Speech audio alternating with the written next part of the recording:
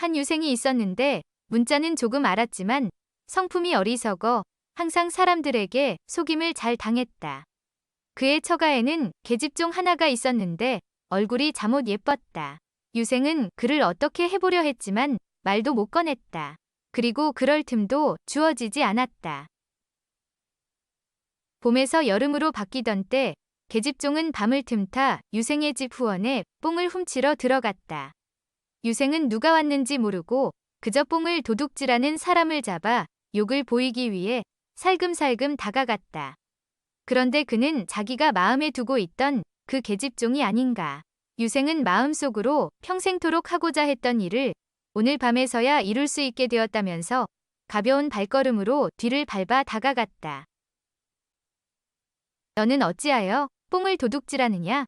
계집종은 깜짝 놀라 뽕 따는 것을 멈추고 대답했다. 누에가 굶주린 지 며칠이 되었지만 뽕을 구할 곳이 없었습니다. 또한 어르신께서 저를 사랑한다고 생각해 일부러 이곳에 왔답니다. 내게 마음이 있다는 걸 너도 알고 있었구나.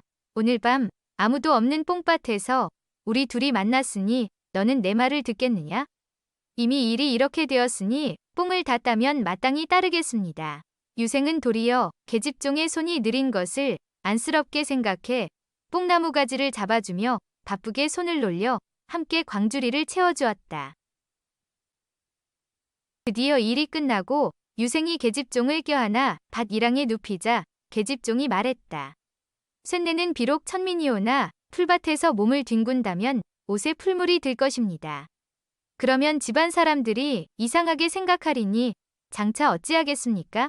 땅 위에 뭐라도 깔면 좋겠습니다. 유생은 계집종의 말이 그럴듯하여 급히 집으로 돌아가서 방석 하나를 가슴에 품고 돌아왔다. 그러나 계집종은 이미 뽕을 가지고 떠난 뒤였다. 그 연유를 알리 없는 유생은 계집종이 일부러 숨은 줄로만 알고 온밭 이랑을 찾아다녔다. 하지만 계집종은 그림자조차 보이지 않았다. 유생은 속임을 당했다고 생각하며 돌아와야만 했다. 유생은 분노했지만 그렇다고 그 일을 입 밖에 낼 수도 없었다. 그 후 계집종은 다시 뽕을 훔치러 왔다.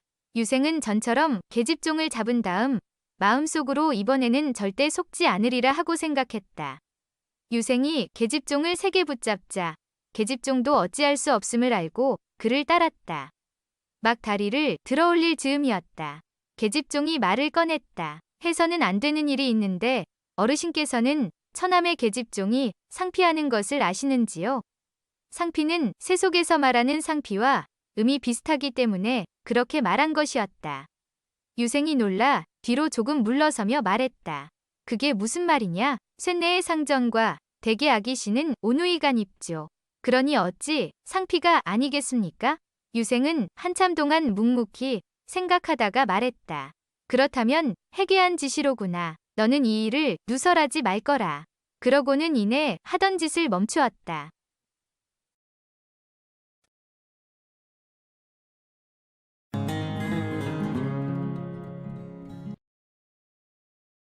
옛날에 한 재상의 부인은 질투가 심해 손님이 오면 반드시 그들이 남편과 하는 말을 몰래 엿들었다.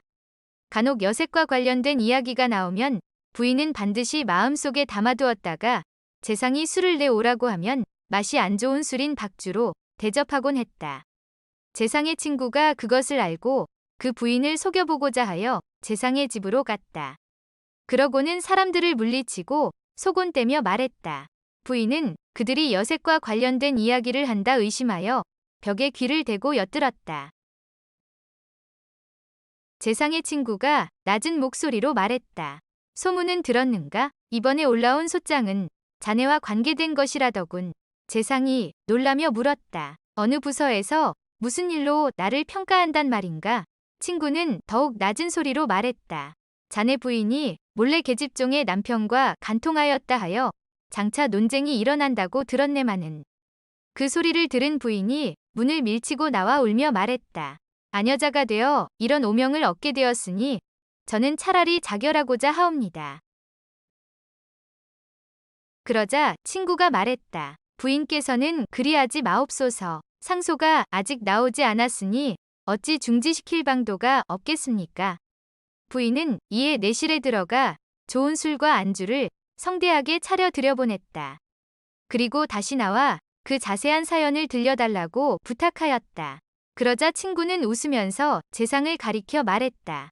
이 친구가 평상시 많은 계집종들과 관계하였고 부인께서는 이 친구와 함께 동침을 하시었으니 이른바 계집종의 진짜 남편은 이 친구가 아니겠습니까? 부인은 일어나 달아나며 말했다. 다른 일로 나를 얽어 술을 얻어먹는 것이 옳거늘 하필이면 이렇게 흉악한 말로 나를 욕보인답니까? 이것은 사실인데 어찌 감히 욕을 보였다 하십니까? 부인은 이로부터 다시는 재상의 말을 엿듣지 않았다고 한다.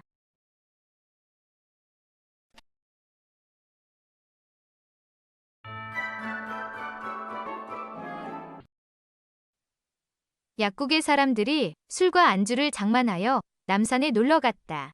그중 한 사람이 발을 씻고 나자 갑자기 약물이 움직여 참을 수 없어 으슥한 소나무 숲을 찾아가 한참 손장난을 하고 있는데 때마침 금송군이 뒤에서 큰 소리로 여보시오. 남산 중지에서 이게 무슨 짓이요? 하였다. 그 사람이 깜짝 놀라 돌아보니 금송군이라 낯을 붉히면서 금송군의 소매를 당겨 가까이 하면서 내가 하였던 일을 제발 떠들어대지 말아주오. 하고 통사정을 하니 남산 중지에서는 이러한 일을 법으로 엄하게 금하고 있으니 그냥 둘 수 없소. 마땅히 잡아가야겠소. 하고 언포를 놓았다. 약국 사람이 노형, 그게 무슨 말씀이요? 속담에 이르기를 죽을 병에도 사는 약이 있다는데 나의 한때 무한한 일을 노형이 어찌 용서하지 못하오? 하고 간절히 빌며 주머니를 풀고 돈을 내주면서 이것은 얼마 되지 않으나 몇 잔의 술값으로 하고 널리 용서하시오. 그리고 후일 나를 찾아오시면 마땅히 더 후하게 대접하겠소. 하니 금송군이 형씨의 집이 어디요? 하고 물었다. 내 집은 구리개 아무데의 몇 번째 집이요. 하고 일러주었다. 이에 금송군이 남산으로 말하면 안산 중지인지라 이러한 일은 만약 잡히게 되면 한결같이 벌을 주기로 되어 있으나 형씨의 간절한 부탁이 이와 같으니 잡아가지 않겠소. 후회는 다시 하지 마시오. 하였다. 약국 사람은 크게 감사하였으나 금송군은 돈을 받고 속으로 심히 웃으면서 가버렸다. 이튿날 금송군이 약국 사람의 집으로 찾아갔는데 과연 그 사람이 금송군이 오는 것을 보고 곧 급히 돈을 내어주니 그것을 받고 돌아갔다. 그리고 수일이 지나자 또 찾아오니 다시 전과 같이 돈을 집어주었는데 이와 같은 일이 4~5차례나 계속되자 옆집 사람이 알게 되어 무슨 연유인지 궁금하여 그 까닭을 묻자 약국 사람은 숨기고 말하지 않았다. 그런데 그 후에도 이 일이 계속되어 옆집 사람이 다시 그 까닭을 묻자 그 사람은 그제서야 조용히 소근거렸다. 내가 아무 날 남산에 갔다가 이러이러하였더니 금송군이 용서해 주어서 그 은혜에 감사하여 돈을 주고 있소. 이 말을 들은 옆집 사람이 웃으면서 남자의 손장난은 누구나 하는 일이라 남산뿐만 아니라 대궐 안에서 한다 하여도 누가 말리겠소. 후일 또 오면 꾸짖어 보내시오. 하고 일러주었다.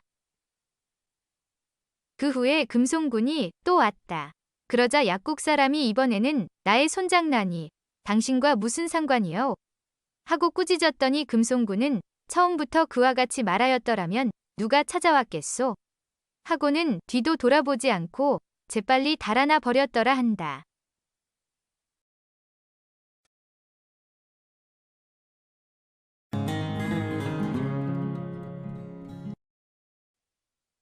어느 날 한낮에 갑자기 깜깜하게 어두워지더니 장대 같은 소나기가 쏟아져 내리고 뇌성병력이 쳐 길 가던 사람들이 이리 뛰고 저리 뛰면서 비를 피하기에 정신이 없었다. 마침 길가에 한 집이 있어 서너 명의 길손들이 비를 피해서 처마 밑으로 몰려들었다. 뛰어들어온 길손들이 젖은 옷을 수습하고 정신을 차려 집안을 살펴보니 그 집에는 젊은 남자와 아내가 함께 마루에 나란히 앉아 있는데 그 아내가 매우 곱고 잘생겨서 사람들의 눈길을 끌었다. 젊은 남자는 좋은 옷을 입고 있었지만 간간히 천지를 울리는 뇌성병력 소리가 들릴 때마다 놀라서 두려워하며 두 팔로 머리를 감싸 안곤 했다. 그러나 그의 아내는 천둥이 울려도 별로 놀라지도 않고 위젓하게 앉은 채 표정이 조금도 흐트러지지 않았다. 이때 비를 피해 들어온 사람들 중에서 농담을 잘하는 한 사람이 있었다. 이 사람이 집안의 젊은 남자가 머리를 감싸 안는 것과 그의 매우 고운 아내를 보고 뭔가 생각난 듯 주위를 한번 돌아보고는 웃으면서 여러 손님들, 어떤 사람이 좋은 물건을 지니고 있으면서 혼자만 즐기고 남에게는 좀 빌려주거나 나누어 주지 않는다면 이런 욕심 많은 사람에게 이럴 때 뇌성병력이 내려와서 때려주면 속이 시원하겠지요? 이 말에 사람들이 주인 남자를 쳐다보면서 일제히 웃음을 터뜨렸다. 그러자 주인 남자는 무슨 말인지 알아듣지 못하는 듯 어리둥절해 하는데 그의 아내가 씩 웃으면서 사람들을 한번 힐끔 쳐다보고는 아 손님 그런데 말입니다. 그 물건을 빌려달라거나 나누어 달라고 했는데도 좀 나누어 주지 않고 혼자 욕심을 부린 사람에게는 뇌성병력이 내려쳐도 좋겠지요. 그러나 처음부터 나누어 달라는 말은 한마디도 아는 채 빌려주지 않는다고 협박부터 해대는 무례한은 어찌 될까요? 아마도 뇌성병력이 알아서 그 무례한부터 내려치겠지요. 일손들은 그 아내의 말을 듣고 조금 전에 말한 사내를 쳐다보며 박장대소를 하는데 이러는 동안 비가 그쳐 사람들이 뿔뿔이 흩어져 다 떠나가도록 남편은 그 말이 무슨 뜻인지 몰랐더라 한다.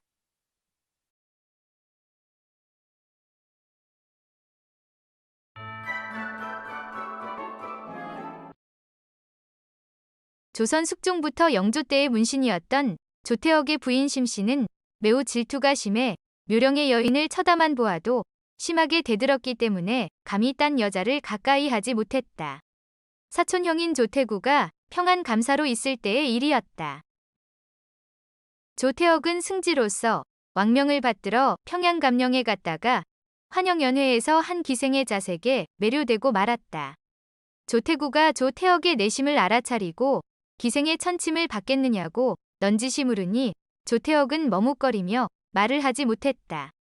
조태구 또한 아우 조태억의 부인 심씨의 질투심이 유별난지 않은 터이라 더 이상의 권유는 하지 않았다. 연애가 파하고 침소로 돌아가는 조태억의 뒷모습이 어찌나 힘없고 쓸쓸해 보였던지 조태구는 자신이 모든 책임을 질 각오로 기생을 불러 조태억의 침소에 천침을 들라 명하였다. 봉창으로 보름달은 밝게 떠올라 허전한 빈자리만 크게 비추고 연회에서 보았던 기생의 자색이 조태억의 머릿속을 회오리치며 주인 없는 베개만을 어루만지고 있을 때였다. 영감, 벌써 침소에 드셨습니까? 조태억의 귓가로 옥구슬이 흐르듯 맑고 청아한 가냘픈 여인의 목소리가 들려왔다. 하지만 조태억은 자신의 쓸데없는 사념이 만들어낸 소리라 여기고 이불을 끌어올려 덮으며 머리를 흔들었다. 영감, 주무시면 소녀 그만 물러가겠나이다 라는 소리가 다시 들려왔을 때 조태억은 이불을 걷어차며 벌떡 일어나 단숨에 문으로 향하고 벌컥 문을 열었다. 이 밤에 어쩐 일이냐? 라고 조태억이 묻자 기생은 답없이 문 앞에 서서 까르르 웃고만 있었다. 너 어찌 웃고만 있는 것이냐? 라고 조태억이 언짢게 묻자 영감의 다급했을 마음을 떠올리니 절로 웃음이 나옵니다. 라고 기생이 대답했다. 어째서 그러냐? 조태억이 냉랭한 태도로 다시 물었다. 영감의 늠름한 그것이 소녀를 더욱 반기기에 그렇습니다. 라고 다시 대답하자 그때서야 자신의 바지가 흘러내려 굳은 그것이 노출되었다는 것을 알고는 흘러내린 바지를 추슬렀다. 이내 조태억과 함께 침소로 들어온 기생은 자정한 조태억에게 절을 올리고 어지럽혀진 침구를 정리하고 겉옷을 벗고 속치마 차림으로 조태억 앞에 앉았다. 내 이름이 무엇이냐? 소녀 해어화라 하옵니다. 이 야심한 시각에 어쩐 일이냐? 하며 알면서도 조태억이 물었다. 소녀, 감사의 명을 받아 영감의 천침을 들러왔습니다. 하고 살며시 눈웃음 치며 해어화가 대답했다. 그 말을 듣고도 조태억은 깊은 한숨만 내쉴 뿐 해어화와 호합하지 않았다. 감사에게 모든 얘기를 들은 혜어와가 조태혁에게 감사가 책임진다는 언지를 전하자 비로소 희색이 만연하며 혜어와를 안고 이불 속으로 들었다. 조태혁은 부인이 아닌 여체를 처음으로 취하는지라 흥은 절로 나고 방사를 하였음에도 그것의 늠름함이 시들지 않으니 그날 밤 조태혁은 혜어와와 수없이 호합하고 세 번째 닭이 울고서야 잠이 들었다. 조태혁의 부인이 밀정을 통해 이 소식을 듣고 대노하며 오라버니와 함께 곧바로 차비를 차려 평양으로 떠났다. 소식을 들은 감사는 혜어와를 당분간 피하도록 권했으나 혜어와는 몸치장 비용만 주면 나가서 조태혁의 부인을 만나겠다고 했다. 감사는 네가 죽을 수도 있다고 몇 번을 말려보았지만 혜어와의 뜻이 완강해 비용을 마련해 주었다. 부인이 황주를 통과할 때 감사의 명을 받은 비장이 마중 나가 문안드리고 음식을 대접하려 했으나 부인의 화만 더 돋을 뿐이었다.